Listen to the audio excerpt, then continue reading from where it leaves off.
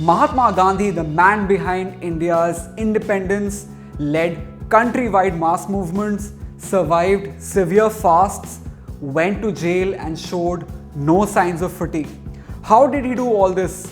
What was his fitness secret? We'll find out in today's video of Melt Your Cheese. Let's do this.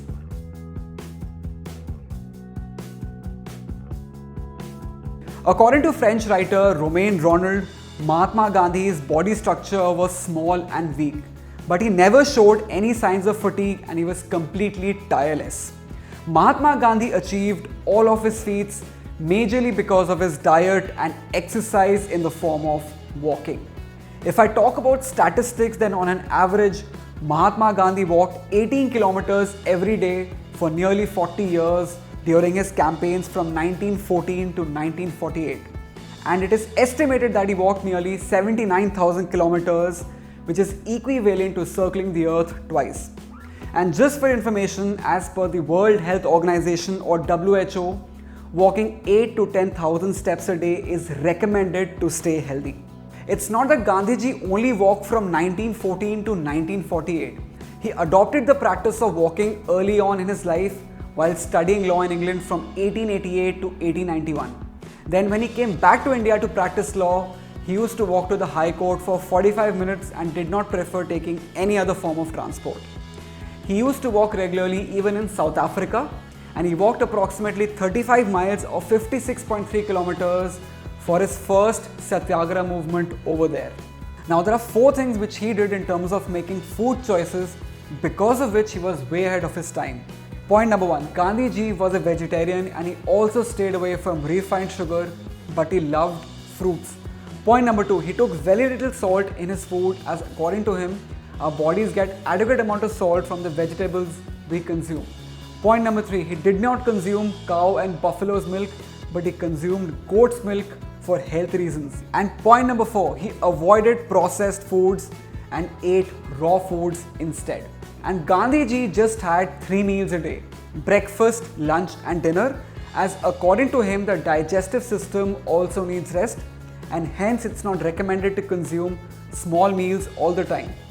Due to his strict diet regime, he was able to undertake 17 fasts during India's freedom struggle, and his longest fast lasted 21 days.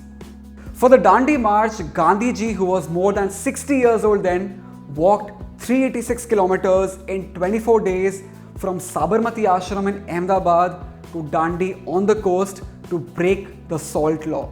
Since walking was so crucial to his life, let's see what are the 5 long-term benefits of walking. According to Harvard researchers, brisk walking for 1 hour suppresses the effect of 32 weight-promoting genes by 50%. Another study found that regular walking can reduce sugar cravings. Now a study was conducted over 1,000 men and women, which found that people who walk for at least 20 minutes a day, 5 days a week, had 43% fewer sick days as compared to those who did not do any exercise at all or just exercised once a week. Apart from just boosting the immune system, walking helps you sleep better and longer.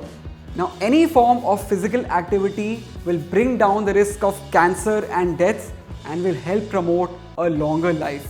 But as per the American Cancer Society, women who walk for 7 hours or more per week had 14% lower risk of developing breast cancer as compared to women who walk for 3 hours or lesser per week.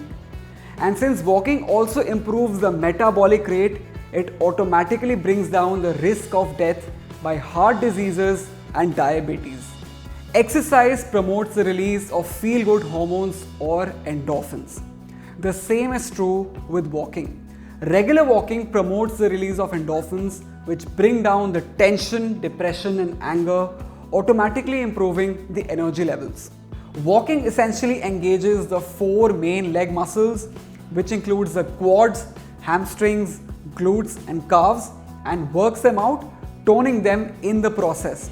Apart from just toning your leg muscles, walking reduces the stress on joints and knees, as the ground reaction force while walking is 1.5 times the body weight as compared to running, where the ground reaction force is 2.5 times the body weight. In layman terms, ground reaction force is the force exerted by the ground on the body in response to the force exerted by the body on the ground. So greater the ground reaction force, greater is the risk of injuries. So I hope you guys learned more about Mahatma Gandhi and his fitness regime. For more such content, keep watching Melt Your Cheese, and I'll see you in the next video.